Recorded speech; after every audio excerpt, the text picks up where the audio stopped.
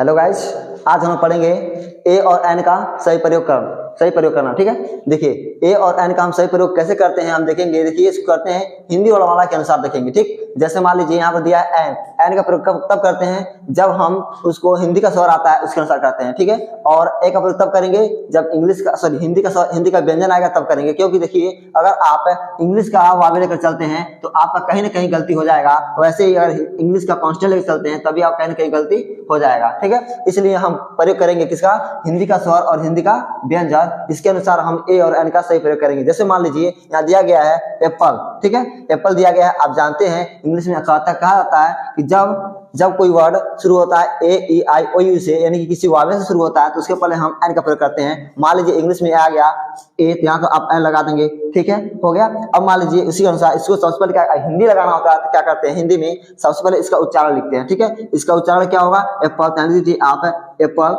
उसके बाद देखिए एप्पल लिखने के बाद क्या होगा, एप्पल आ गया। अब इसका देखिए इसका पल्सर क्या है, ए। अब इसमें देखेंगे हिंदी में कहाँ आ रहा है, ये हिंदी में आ रहा है आपका, ये स्वर में आ रहा है ए। अब ये ए आ गया, अब इसके पर क्या लगाया गया, एन, यानी कि आपका क्या लगेगा, यहाँ पर लगेंगे, यहाँ पर लगाएंगे हम एन लगाएंगे। ठीक है, यहाँ पर एन लगाएंगे। अब देखिए यहाँ पर उसके बाद अब ये है बी, यानी कि अब इसका हिंदी देखेंगे हम बी, तो बी का क्या हो जाएगा, अब देखिए किसमें आ गया, यह क से आ गया के बीच में आएगा, यानी कि बी है। ध्यान देखिए यहाँ पर लिखे ये हो जाएगा बॉल, इसका आ गया बॉल, यानी कि कहाँ आएगा, यहाँ पर लिखेंगे हम ए। ठीक है, अब इसी तरह से ये है अम्ब्रेला। अब अम्ब्रेला देखिए यू है, इसको हम लगाएंगे, अम्ब्रेला को लिखेंगे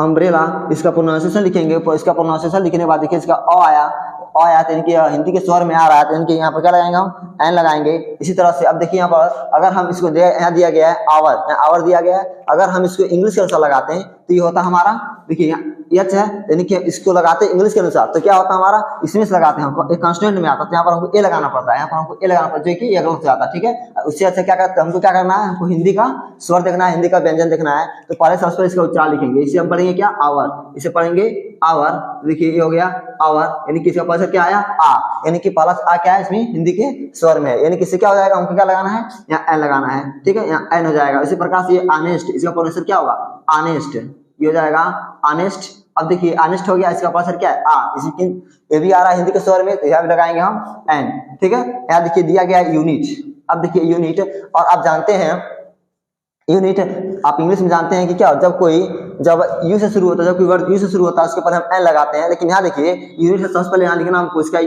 इसका उच्चारण लिखना है, प्रोनाउंसिएशन लिखना है। तो प्रोनाउंसिएशन लिखने के बाद देखिए इसमें क्या आ रहा है, यो आ रहा है। अब देखिए इसमें यो कहाँ आएगा, ये स्वर में तो आएगा नहीं, ये आएगा व्यंजन में, हिंदी के व्यंजन में आएंगे, जिसके पहले क्या लगाना हमको, ए लगाना है, यानी कि ये क्या होगा, ये हमारा पे ए लगाएंगे, ये हमारा सही प्रयोग होगा। इस तरह से अगर आप इंग्लिश से लगाते हैं तो यह 100% यह गलत हो जाता, लेकिन जब हिंदी से लगाएं तब ये सही होगा। ठीक है, इसी प्रकार से है यूनियन, तो यूनियन का भी लिखेंगे तो आएगा यूनियन, यानी कि अब देखिए इसका भी आ गया यूनियन का यो आ गया, तो यहाँ भी लगाएंगे हम ए। अब देखिए एम ए, अगर आप इंग्लिश से लगाते हैं तो एम, आप जानते हैं जब कोई वर्ड शुरू होता है उसके पहले कॉन्सोनेंट होता है तो उसके पहले हम ए लगाते हैं, यहाँ से ये गलत हो जाता है यहाँ पर। अब देखिए आ गया आपका एम, इसे लिखेंगे पहले लिखेंगे एम ए। तो अब देखिए एम ए, इसका पास क्या है, ए है, तो आ गया आपके स्वर में, तो यहाँ लिखेंगे हम एन एम ए।